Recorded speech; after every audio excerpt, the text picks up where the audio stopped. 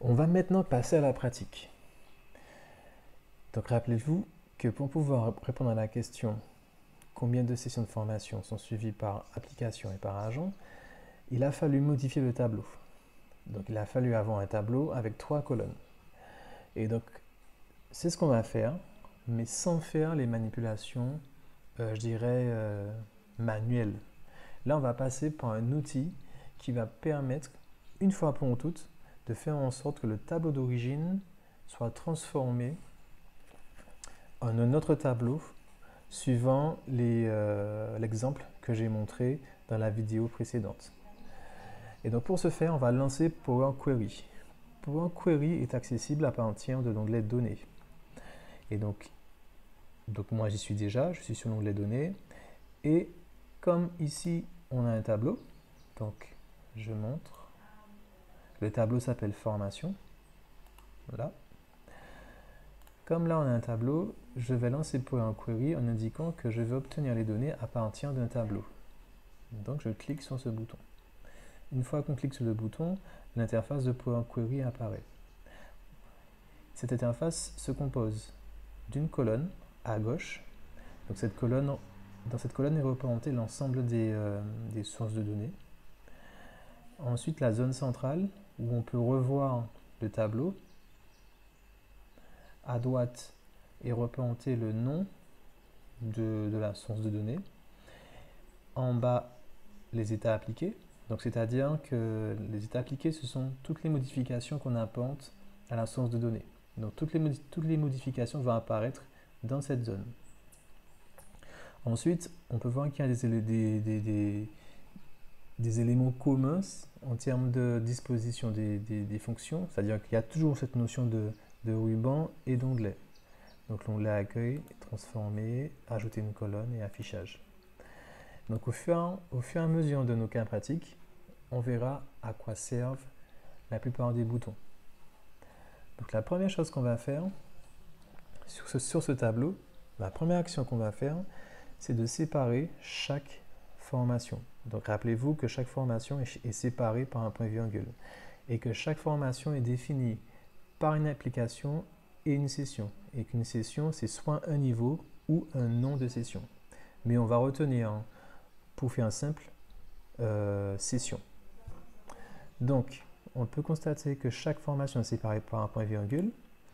Donc pour ce faire, comme on veut faire une action sur la colonne cursus de formation, j'ai cliqué sur la colonne. Je fais un clic droit sur la colonne et je clique sur je passe la souris sur fractionner la colonne et je vais choisir par délimiteur. Donc de là apparaît cette fenêtre. Je vais choisir le délimiteur qui est point virgule et je valide. Voilà.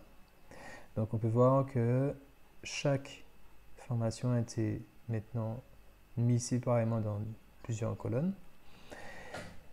Et rappelez-vous que l'une des actions que j'ai faites, quand j'ai fait la manipulation à la main, dans la vidéo précédente, j'ai fait en sorte qu'il y ait autant de lignes agents.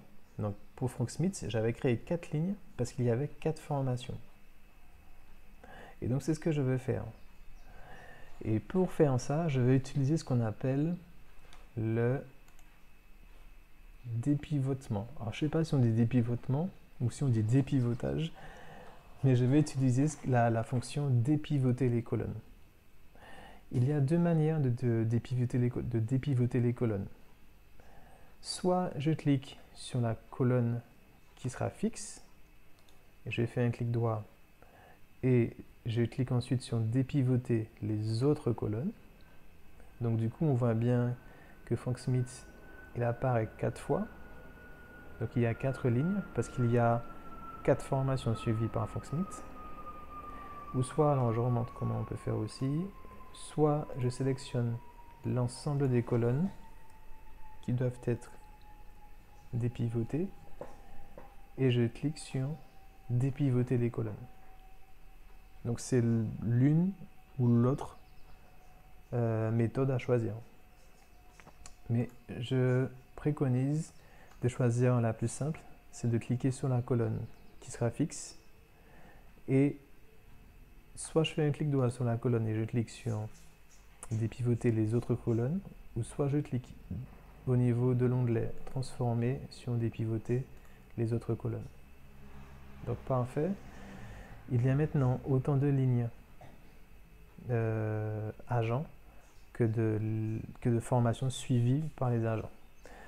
Donc la colonne attribut, je vais la supprimer. Donc je fais un clic droit sur la colonne et je clique sur supprimer.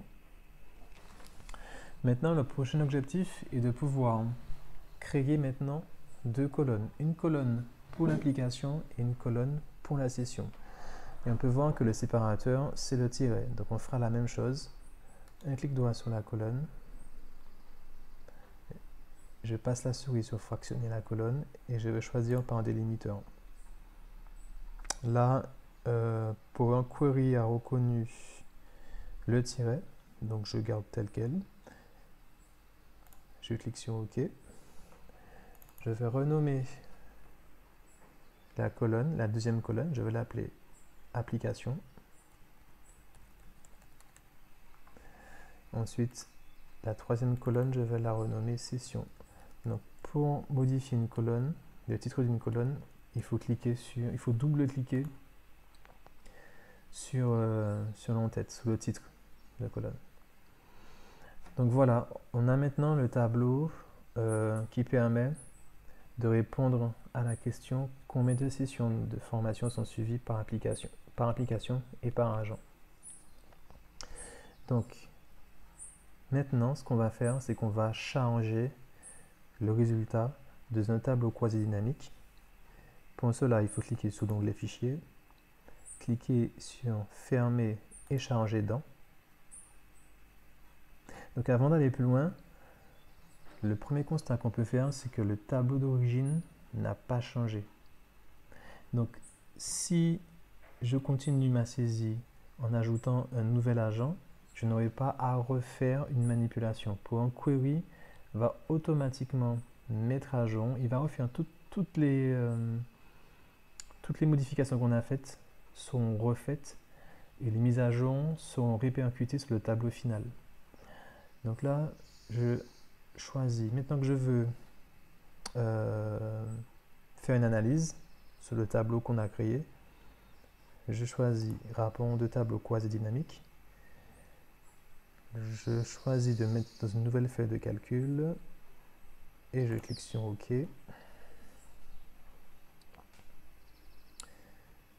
Ici, je vais renommer l'onglet exploitation.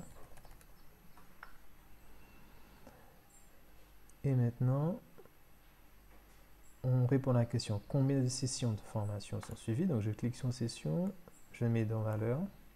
Donc là, il y a un dénombrement de sessions. Je glisse agent dans ligne. Voilà. Et je vais modifier la mise en forme pour que ce soit un peu plus parlant. Déjà là, c'est déjà pas mal. Hein. On voit que par exemple, Frank Smith a suivi 4 sessions de formation. Une Access, 2 Excel, une Word. Carlo Gabuti a suivi 2 sessions Excel. On peut voir que là, il y a une petite erreur parce que là, on aurait dû avoir un tiret entre Excel et VBA. Donc c'est une bonne erreur parce qu'on va voir que lorsqu'on met à jour la source de données principale, que ça se mettra à jour automatiquement ici. Donc déjà, avant de faire ça, on va changer la disposition du rapport et le mettre sous forme de formulaire. Ouais, c'est pas mal comme ça. Donc c'est assez lisible. On voit que Frank Smith, une formation Access, 2 formations Excel. Ok. Donc là, il y a une petite erreur. Normalement, on aurait dû avoir Excel-VBA. Voilà, ici. Donc je mets le tiret. Ah non, là j'ai mis un underscore. Le tiret. Est-ce qu'il y a une erreur ailleurs? Non. Ensuite, je vais ici et je vais recharger. Je vais actualiser. en cliquant sur analyse du tableau croisé dynamique et j'actualise.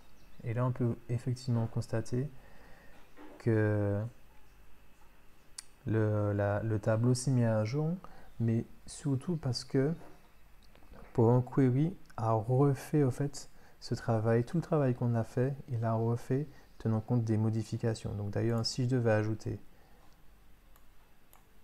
une nouvelle ligne, comme par exemple j'ajoute, j'invente un prénom, Pascal.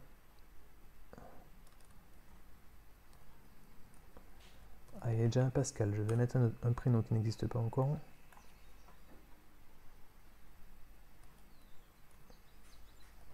Antoine. Si je mets Word, avancé, Excel.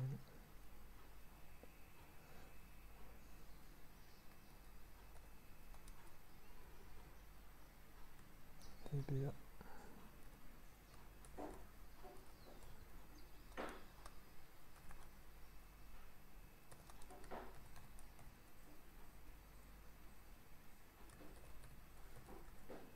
Voilà. Donc là, ce à quoi je m'attends, c'est que le tableau qu'on a créé dans l'onglet exploitation soit mis à jour avec le nouvel agent qu'on a créé. Donc pour cela, je vais dans analyse du tableau croisé dynamique, j'actualise et Antoine est là. Par contre, il n'y a pas le nombre d'applications. Alors pourquoi?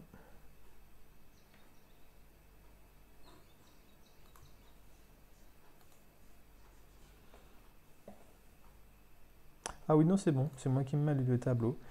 Eh bien, c'est bien, c'est bon, c'est parfait. Donc voilà, maintenant c'est à vous de jouer.